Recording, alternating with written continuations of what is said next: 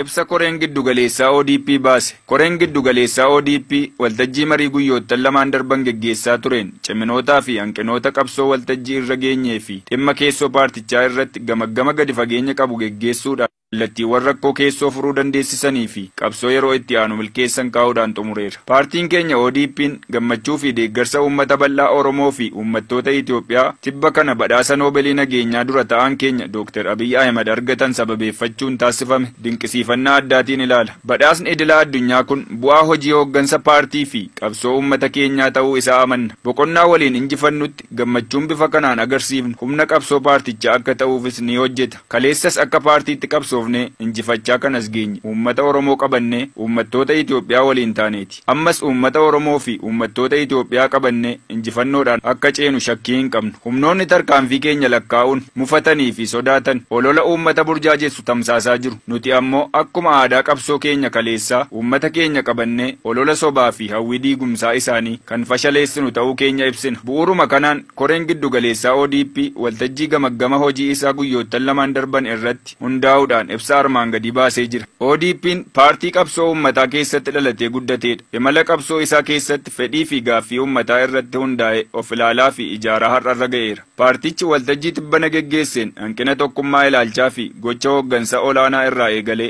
hanga caasaa sadarkaan jiru biratti mul'atu hundee irraa furuun gaaffii uummataa karaa guutuu ta'een deebisaa deemuun dhimma boqonnaan qabsoo irra geenye barbaadu ta'uu isaa irratti walii galleerra. Ergama akka paartii fi mootummaatti kennamu quuqamaa fi aantummaan bahachuu fi miiraa itti gaafatamummaan socho'uu irratti qaawwi kan jiru ta'uu isaa ilaalleerra. Kanaafuu hooggansa olaanaa irraa eegalee hanga gadiitti miira tokkummaa ilaalchaa fi gochaatiin socho'uu fi itti gaafatamummaan raawwachuudhaan gaaffii fi fedhii qabsoo uummata keenyaa milkeessuun murteessaa akka ta'e waliigalteerra ga'ameera. Tokkummaa ilaalchaa fi gochaa keessoo paartii cimsuudhaan gaaffiiwwan Oromoo hanga ammaatti deebii argatan akka ka'umsaatti kanneen deebii hin argatin ammoo addatti ilaaluudhaan yeroo gabaabaa keessatti lakkaa'amanii deebii akka argataniif kan qabsaa'u ta'uu kallattii kaa'ee jira. Biyya sabdaneessa, afaan daneessaa fi aaddaneessa ta'e keessatti sirni federaalizimii sirna siyaasaa fi bulchiinsaa filannoo biroo hin qabnedha. Sirni kun miidhagina heddumminaa kunuunsuun aadaa fi duudhaa waloo biyyii fi uummanni ittiin ijaaramu mirkaneessuuf meeshaa murteessaa. Kanaafuu ODP'n sirna federaalizimii sabdaneessaa dhugaa Itoophiyaa keessatti hojiirra oolchuun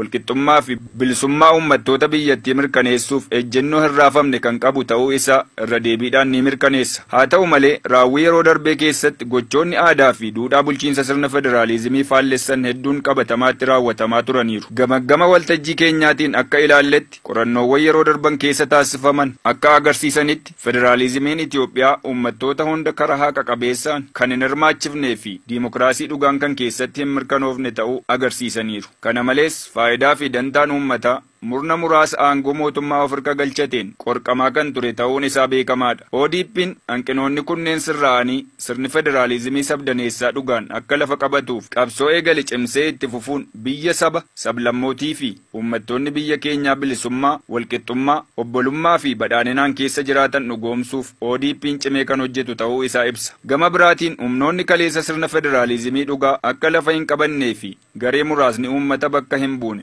aangoo mootummaa qabatanii heera mootummaa diigaa fi sirna federaalizimii faallessaa turan har'a akka waan heera mootummaaf dhaabbatanii fi wabii sirna federaalizimii ta'anii of dhaadhessuun olola uummata burjaajessu tamsaasaa oolan fudhatama kan hin qabne ta'uu ODP'n yaadachiisuu barbaada. Rifoormiin keessoo adda diimokiraatawaa warraaqsa uummattoota Itoophiyaa adeemsa qabsoo paartichaa fi gaaffii fi fedhii uummataa kan bu'uureffatedha. Keessattuu yaa'ii idilee paartichaa 11ffaa magaalaa Hawaasaatti geggeeffame irratti hayyootaan qoratamee akka dhiyaatuu fi murtii akka argatuuf dhimma kallattii fi murtiin deeggarameedha. Ida'amni murtii keessoo fi gaaffii uummataa kun paartichi haala uumamaa, diimokiraasummaa fi hirmaachisummaa isaa irratti akka of ilaaluuf carraa gaarii kan uumedha. Qorannoon geggeeffame kunis uummanni adda diimokiraatawaa warraaqsa uummattoota Itoophiyaa diimokiraatawaa fi hammataa kan hin taane humna ijaarsa biyyaa gartuun kan qoodu uummattoota biyyattii gariin alatti dhiisee murna muraasaan kan murteessu ta'uun isaa adda ba'eera. Caaseffamni adda diimokiraatawaa warraaqsa uummattoota Itoophiyaa fi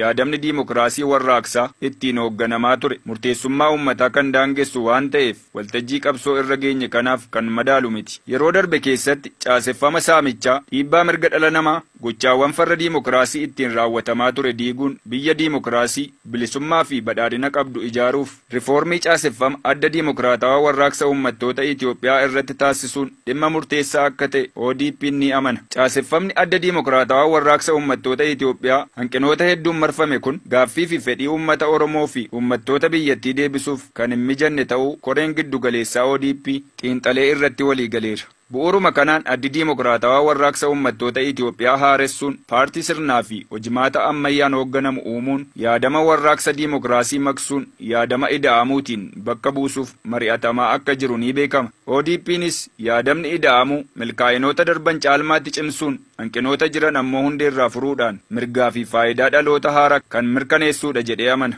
Bu'uuruma kanaan dhimmi rifoormii adda diimokiraatawaa warraaqsa uummattoota Itoophiyaa sirna federaalizimii dhugaa, sabboonummaa, sabummaa fi tokkummaa biyya sabdaneessa madaalli isaa eeggatee fi biyya badhaate ijaaruun faayidaa fi dantaa uummataa ittiin kabachiisuuf tooftaa filatamaa ta'uu isaa amanee milkaa'ina isaatiif hojjechuuf murteessee jira. Xumurarratti boqonnaan qabsoo irra geenye ulfaataa fi walxaxaa ta'us hanqinaalee keessoo paartii furuudhaan uummata bal'aa of faana hiriirsuu fi qormaata isa dura jiru mo'atee seenaa haaraa akka galmeessu gochuuf qabsoon eegalle cimee kan itti fufu ta'uu ODP ni ibsa. Murtoowwanii fi kallattiiwwan ODP'dhaan kaawwamaa turan uummata keenya injifannoo gonfachiisaa boqonnaa kanaan nu gahee jira. Kallattiiwwan amma kaa'amanis injifannoo uummatni keenya wareegama isaatiin argate akka eeggatee of harka tursuu fi injifannoowwan dabalataa isa gonfachiisan ta'uu beekuun uummatni keenya raawwii isaaf tumsuutu irraa eegama. Calqabaa fi xumurri qabsoo keenyaa gaaffii fi fedhii qabsoo uummata keenyaati. Qabsoo dhaloonni kitimaa hedduu itti kaffalee fi